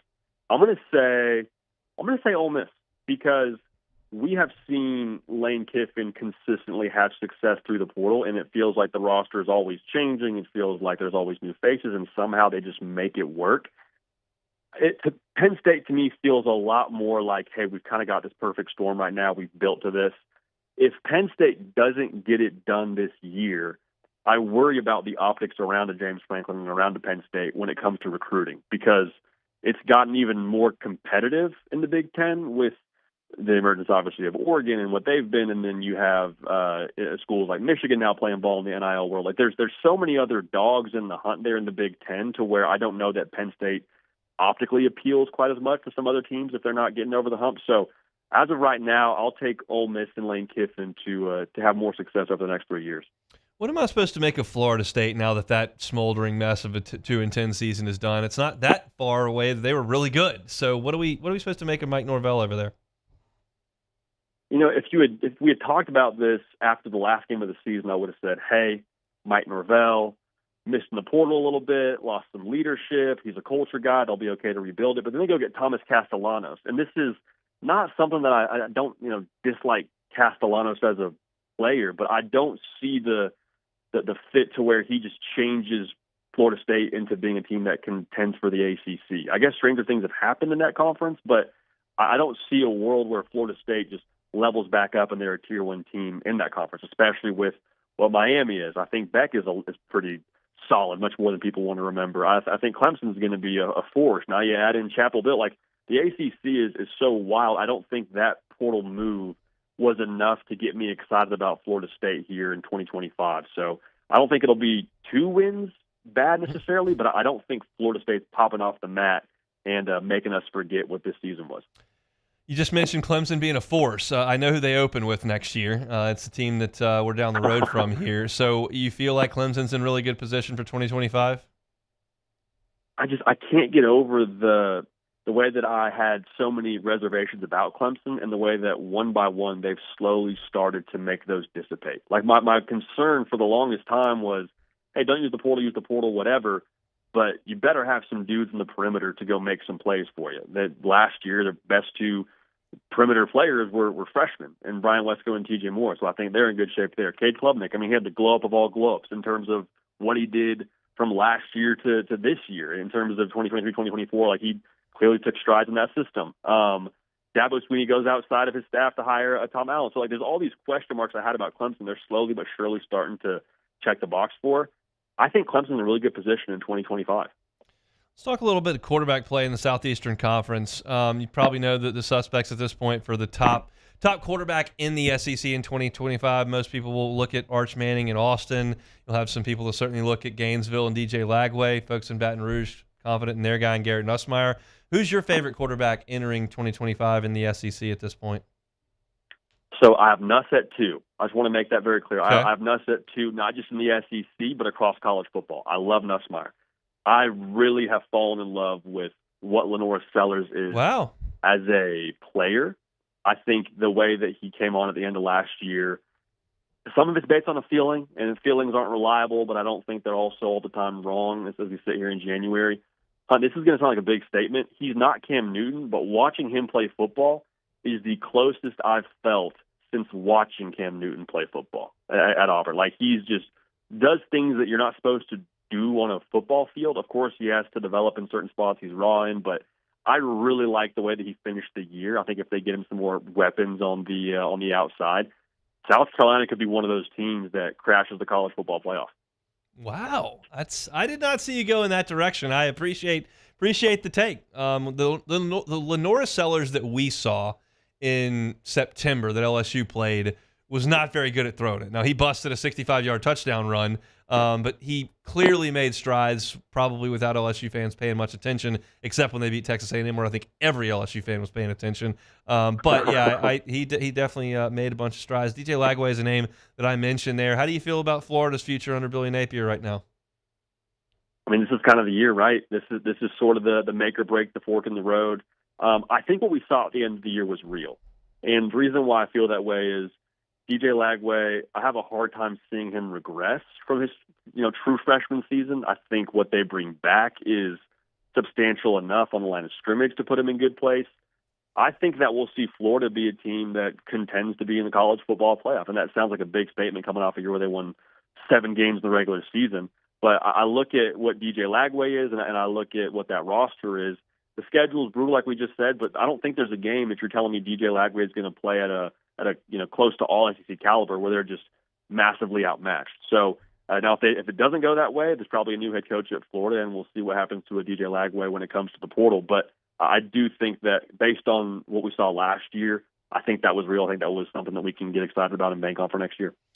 The number 1 team in the nation is coming in here tonight in basketball. That's the Auburn Tigers. They are not number 1 in the nation in football. They recruited a top 10 level, and Hugh Freeze has won a lot of games, but he hadn't won a lot in the last 2 years. Is this the year for Hugh Freeze to take a step forward or take a step out? It has to be. It has to be, which isn't a great answer to your question. I'd love to see it be based on the way that he's caught some flack since getting that job. I think they're doing the right things. I'm going to go ahead and lean. I'm going to lean no, just because I'm not sure about Jackson Arnold. I like what he was as a prospect. I think everybody has him as a 5-star. I don't even hate the idea of bringing him in, but I wonder a little bit if we're going to see a massive jump from what he was at Oklahoma to what he is right now at Auburn. I mean, Oklahoma was a bad situation, and again, I get the whole deal with taking a portal guy in Jackson Arnold, but I saw too much to Oklahoma that makes me nervous about what he's going to be going forward. So I'll go ahead and say Auburn's a bowl team. Maybe they win 7-8 games, but I don't think it's a thing where Auburn fans have their appetite met for what 2025 is supposed to look like. Whenever I hear about Hugh Freeze and quarterbacks, my mind immediately just goes to Bo Wallace, who had about 0 physical gifts, and they won a ton of games. And I think, well, if he can win with Bo Wallace, he can win with just about anybody. But maybe it's a different era. Maybe you do need to be a little bit better than that. And Hugh Freeze hadn't found the magic touch yet with Peyton Thorne, obviously. Yeah, I appreciate too, I appreciate the offensive scheme, and I appreciate the whole RPO thing. I think on paper it's probably as valid as can be, but there is something to be said for how much it appears his quarterbacks have to think. And I'm not saying that Peyton Thorne wasn't able to handle the offense, but that was a guy that had been around Hugh Freeze, whether it was explicitly his offense or not, for 2 years, and we didn't see this massive stride forward. So I like Auburn as a roster. I like Jackson Arnold as a player. I don't know if I see it all fitting super well together in the most difficult conference in America. So I'm not cold on Auburn necessarily. I'm giving you a pretty bland take here on Auburn, Hunt. But I like them to again be a bowl team, but I don't see a world where they light the world on fire with a Jackson Arnold. They don't all have to be sizzling takes, Sometimes you got to play it level-headed, and that means the ones that you put some up behind, like telling me Lenora Sellers is the closest thing to Cam Newton. That one rings a little bit more hot whenever I understand where you're coming from on Auburn. So last one here. Appreciate a little bit of time. Where are we with Brian Kelly and LSU? What's the national buzz on Brian Kelly and LSU? I always talk about our little purple and gold bubble that we live in down here. I like to get out of it sometimes. What are they saying outside of the bubble about 2025 with BK? That's a really good question as to what they're saying outside of the bubble. I wish I had a better pulse for it. To me, my worry about Brian Kelly is the last 2 years, it feels like the roster hasn't been able to elevate past the talent level. And what I mean by that is, last year, from what I could gather, 8-4 is not a terrible year by a lot of people's standards. I know it's not good enough in Baton Rouge, but I don't know that the roster talent was on defense with what you're replacing and losing Harold Perkins and some new coordinators on both sides. There's a lot of ingredients to be 8-4, and that was fine. But I feel like with great head coaches, with what's been advertised about Brian Kelly, has been no, this is the guy that elevates you to 10 wins when you got 8 wins on the roster. This is a guy that gets more out of what your team is. And so that paired with the lackluster defense, to say the least, when you had a generational offense with 3 first-round picks, I'm left wanting more from Brian Kelly in 2025. So I don't think anyone's selling stock, but I do think it's starting to get a little bit uncomfortable as to what I thought the experience would look like compared to what it is right now. JD, we appreciate it. Let everybody know where they can find college football content during the quote-unquote off season. Well, I appreciate you having me on and letting me just subject listeners to this every single Wednesday, bro. It's been a blast. But if you want to tune into what we got going on, the On3 YouTube channel, you type in The Hard Count with JD PicKell on podcast platforms, you'll find us. We're fortunate to talk college football year-round, but man, I'm itching. I'm itching for that Hunt Palmer text to show up on my phone that says, hey, we're back. Can you talk Wednesday? I'm ready for that. It's coming. Just give it a couple of months, man. We appreciate the time. Appreciate you, man. Go Tigers. That's JD PicKell, again, host of the Hard Count, national college football analyst for On3 Sports. If you're looking for college football all year long, he has got you covered. We'll come back and close it out. Wednesday edition of the Hunt Palmer Show. The Hunt Palmer Show. Highland Insurance Group, HighlandIG.com is the website. If you're a business owner and I say something like EPL insurance, or I say D&O insurance, or I ask about umbrella limits, and you're just not quite sure what that might mean, you might need a second set of eyeballs on those insurance carriers, because you want to make sure that you're just running your business, and you want to make sure that you're covered. You don't want to concern yourself with that 12 months out of the year. But you ought to have a broker that is able to walk you through everything and make sure you understand what your risks are, what your appetite is for those risks, and how you can mitigate against them. And that's what the Highland Insurance Group is going to do. They are creative, they are helpful, they're knowledgeable, and they're an independent broker that's got access to dozens of markets. They can make sure that all your lines of coverage are in the right spot. That means the right coverage at the right price. That's what the Highland Insurance Group does. If you're a business owner and would love a second set of eyeballs, it doesn't cost anything to have the Highland Insurance Group come over and take a look and audit your policies and see what's going on. They'll likely find some changes that they can make that would be beneficial to you. That's just the nature of doing that work in insurance, that 9 times out of 10, there's some things that need to be tightened up with a business's insurance policy. Look at the Highland Insurance Group. Give them a chance to help you. It's Jonathan Carver and his team right here in Baton Rouge. They're online at HighlandIG.com, HighlandIG.com.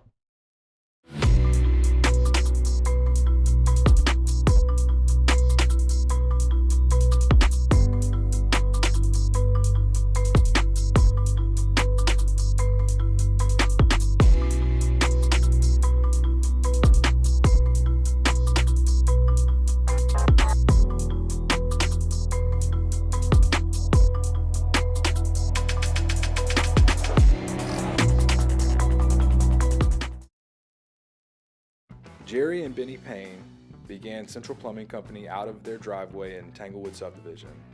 50 years later and 4 generations down the road, we continue to serve Baton Rouge and the surrounding areas for all of their plumbing needs. Residential, commercial, industrial, or hospitality, Central Plumbing is here 24/7, 365. We want to thank our customers, family, and friends for 50 years of success. And looking forward to 50 more. There it is, the extra mile, on the border of expected and extraordinary for those willing to go further, like vans customized for work or play, with safety and tech to keep you connected, supported by a 5-star sales, service, and finance team, and backed by the 1-star you know. So go the extra mile. It's never crowded, because so few have what it takes to go there. Mercedes-Benz Vans. Crime has serious consequences, but anyone can make a mistake. If you find yourself in trouble with the law, know that you have rights, and it's okay to demand them.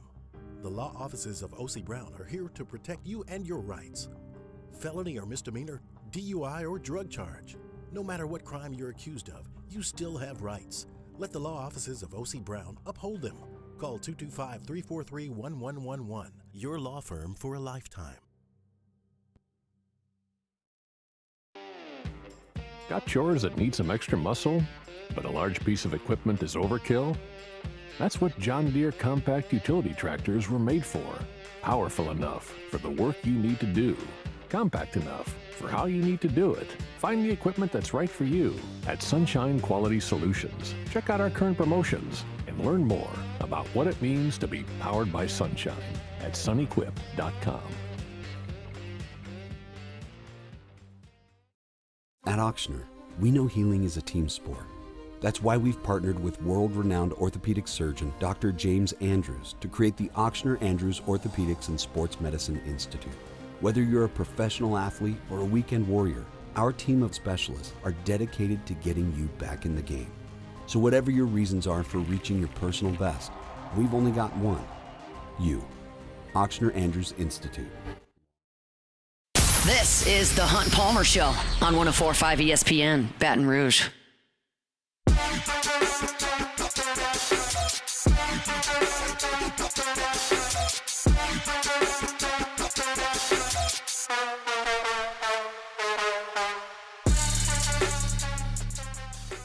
OTB, AFR, and the Hunt Palmer Show. Yes, we are going to be hitting the road to spend the week on Radio Row, walking you up to Super Bowl 59 in New Orleans. Our coverage is presented locally by LeBear's Casino Hotel, Baton Rouge. Listen on 104.5 ESPN Baton Rouge starting next Monday, and watch on the 104.5 ESPN YouTube channel. And 104.5 ESPN Baton Rouge and Citizens Bank and Trust would like to help you cover your car payments. It's a $5,000 grand prize with a bonus chance to win free car washes from Benny's Car Wash for 6 months. We're also letting you earn extra entries by subscribing to our LouisianaSports.net daily newsletter, which, of course, Mr. Hunt Palmer is very involved in. To sign up, visit 1045ESPN.com. I am involved in LouisianaSports.net. I'll be in the PMAC tonight on behalf of LouisianaSports.net, Yes, writing a little post-game story on LSU and Auburn this evening. You mentioned that we're going to the Super Bowl. Yep. I'm excited for next week. We're broadcasting on Radio Row from the Convention Center down there in New Orleans Monday through Friday. Should be a ton of fun. Question to you. Okay. Would you rather come right into work as you do every day, sit right in that chair and produce like you will next week, or would you rather drive to and from New Orleans and be in the middle of all the hustle and bustle in the Convention Center next week if you had your preference? You don't, obviously. You're going to be sitting right there. But which would you rather do? Well, it depends on what all I'm going to be able to actually do in New Orleans. Are we getting like what are we getting from this So you would experience? produce your show, and you would have the opportunity in the afternoons to go to dinner or something and drive back home. Experience the hubbub of the Super Bowl as opposed to sitting right here. I would probably like to do it for a couple of days, but if I had to choose between the whole week and not, I would probably say not. I'll tell you, like, my experience. Now, I have not been to SEC Media Days since 2013, so it's been 12 years. But my experience was like Monday afternoon, things were humming. Yeah. Even like Tuesday evening, like all of a sudden Thursday morning comes around. You're like, all right, folks, what are we doing here? That's kind of how that. It was kind of like spring break back in the day of college. Like you really come out of the gates firing, and then all of a sudden you turn around. Bachelor parties when you get older, you're like it's like day 3, and you're like, what are we doing here? It's like that's kind of what I imagine it may feel like come next Friday. It's very but then possible. again, I think there's a chance for the Super Bowl because you're building towards an event like SEC Media Days. Everybody's just going home. Yeah, I'm going to leave 2 days before the Super Bowl even gets played. So like theoretically, there are more people kind of coming in at that point. Maybe more fans that show up. I don't know. I'm excited to see it. I've never been a part of anything like it because it's usually not right down the road. So we'll see how it all shakes out next week. I guess we got to play Take It or Leave It. Yes. Take it or leave it. Take it or leave it. Today's hottest stories in sports, news, and sometimes even Hunt's life. The question is, will he take them or leave them? Just take it. Alrighty, first one here. How about this, Hunt? The PGA Tour are trialing rangefinders to be available for use in tournament play in an effort to speed up the pace of play. I'm not really sure why they think this would be the way to do it. How about just like actually enforce the rule of slow play, and when you actually warn somebody about it, that something happens to them? But rangefinders and the PGA Tour, take it or leave it. I will take it. I'll take it. They need to do that. I don't think that's going to help you with clearing greens on par 5s and all that kind of stuff. And I don't know if it's going to help you with guys lining up putts for 4 hours, or guys that routines take about 30 seconds for every shot. Patrick Cantley, we're talking to you. Yes. Xander Schauffele, we're talking to you. Ryan Harmon, I love watching those you. 2 guys play in New Orleans every single year. They're really good, and I love watching it, but it takes for freaking ever. Anything to speed them up.